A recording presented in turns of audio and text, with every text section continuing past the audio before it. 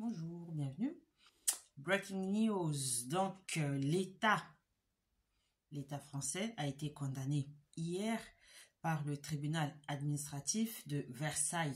Donc, le manque de profs et les heures de classe perdues ont conduit justement la juridiction saisie donc par des parents d'élèves ainsi qu'un collectif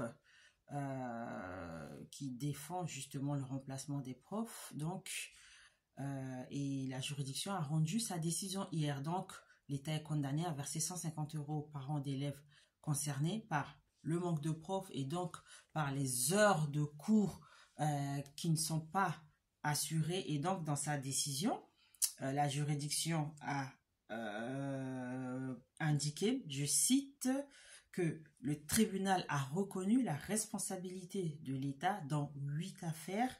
Il a condamné à indemniser les 8 requérants, c'est-à-dire les 8 plaignants, des préjudices nés de la perte de chance de leurs enfants de réussir leurs années et cursus scolaires futurs en raison de la rupture de continuité pédagogique. Fin de citation. Donc ici, clairement, la justice a décidé que l'État avait failli à ses obligations et donc a hypothéqué l'avenir de ces enfants qui ont été privés de professeurs et de nombre de cours donc prévus dans leur cursus scolaire. Et donc, cela a peut-être contribué ou va contribuer justement à les empêcher de réussir dans le futur. Et donc, à mon avis, cette décision va faire jurisprudence dans la mesure où, aujourd'hui, dans beaucoup d'écoles publiques, que ce soit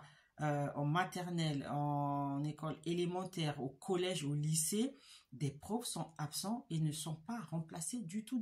On a même trouvé un exemple d'un collégien qui, de la 5e à la 3e, avait perdu plus de 350 heures de cours. Vous vous rendez compte? 350 heures de cours.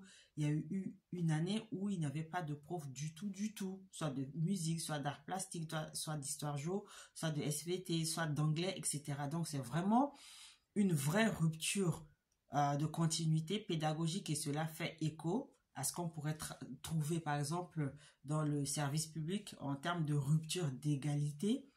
Donc là, c'est vraiment une grande décision donc, qui fait du bruit. Et visiblement ou apparemment, le rectorat ou l'académie envisage éventuellement de faire appel. Donc on attend de voir.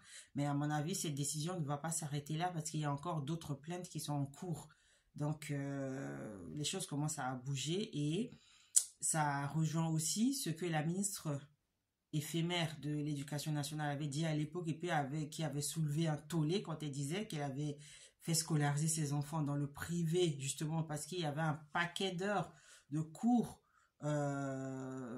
qui n'étaient pas assurés. Donc elle disait tout ce que tout le monde pensait tout bas et ça avait suscité un tollé, pardon, mais c'était la vérité qu'elle disait. La preuve, c'est le tribunal administratif de Cergy-Pontoise qui a condamné l'État à indemniser les parents des enfants dont les profs ont été absents et qui n'ont pas été remplacés et qui ont perdu de nombreuses heures de cours. Donc, c'est quelque chose d'assez inédit. Ça doit faire plus de 50 ans que l'État n'a jamais été condamné pour ces faits-là.